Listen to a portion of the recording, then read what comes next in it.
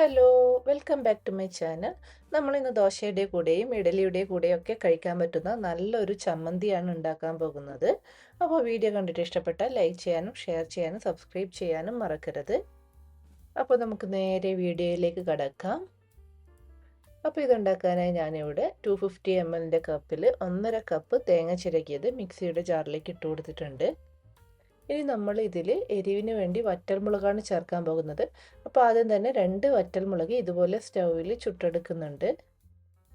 അപ്പോൾ ഇങ്ങനെ ചെയ്തെടുക്കുമ്പോൾ അധികം അങ്ങ് കരിഞ്ഞു പോകാതിരിക്കാൻ പ്രത്യേകം ശ്രദ്ധിക്കണം.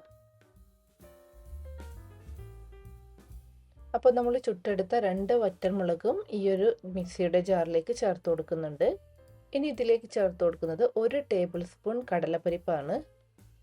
ഈ ഒരു കടലപ്പരിപ്പ് കൂടി ചേർത്ത് കൊടുക്കുന്നതുകൊണ്ട് തന്നെ നമുക്ക് ഈ ഒരു ചമ്മന്തിക്ക് നല്ലൊരു കൊഴുപ്പ് കിട്ടും. ഇനി ഇതിലേക്ക് ഒരു 1/4 കഷ്ണം സവാള ചെറുതായി അരിഞ്ഞതും കൂടെ തന്നെ ഒരു ചെറിയ കഷ്ണം ഇഞ്ചിയും കൂടാതെ ഒരു 3 കറിവേപ്പിലയും ചേർത്ത് കൊടുക്കുന്നുണ്ട്. കറിവേപ്പിലയുടെ 3 ഇല മാത്രമാണ് ചേർത്ത് കൊടുക്കുന്നത്, അധികം ചേർത്ത് കൊടുക്കാൻ പാടില്ല, അപ്പോൾ ഒരു വല്ലാത്തൊരു ടേസ്റ്റ് ഉണ്ടാകും. ഇനി ഇതിലേക്ക് ആവശ്യത്തിന് ഉപ്പും ഒരു 1/4 കപ്പ് വെള്ളവും ചേർത്ത് കൊടുത്ത് ഇത് നല്ല പേസ്റ്റ് രൂപത്തിൽ അരച്ചെടുക്കാം. അപ്പോൾ ഇതാ നമ്മൾ നല്ല പേസ്റ്റ് രൂപത്തിൽ അരച്ചെടുത്തിട്ടുണ്ട്. ഇതിപ്പം അത്യാവശ്യം തിക്കായിട്ടാണുള്ളത്. നിങ്ങൾക്കിനി ഇതിങ്ങനെ തന്നെ വേണമെങ്കിൽ ഈ ഒരു തിക്നെസ് തന്നെ ഉപയോഗിക്കാം. ഞാൻ ഇവിടെ ഇത് കുറച്ചുകൂടി ലൂസാക്കിയിട്ടുണ്ട്.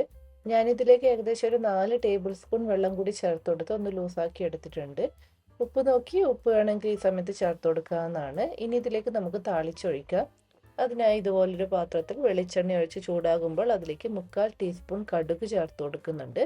കടുക് പൊട്ടിക്കഴിഞ്ഞതിന് ശേഷം ഒരു വറ്റൽമുളക് കീറിയതും കുറച്ച് കറിവേപ്പിലയും ചേർത്ത് കൊടുക്കുന്നുണ്ട്. ഇനി ഇത് നമുക്ക് ഈ ഒരു ചമ്മന്തിയിലേക്ക് ചേർത്ത് കൊടുക്കാം.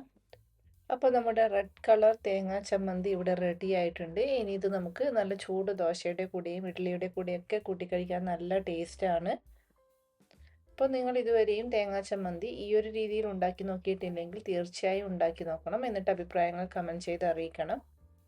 അപ്പോൾ വീണ്ടും പുതിയ റെസിപ്പിയുമായി അടുത്ത വീഡിയോയിൽ കാണാം. അതുവരേക്കും ബൈ ബൈ.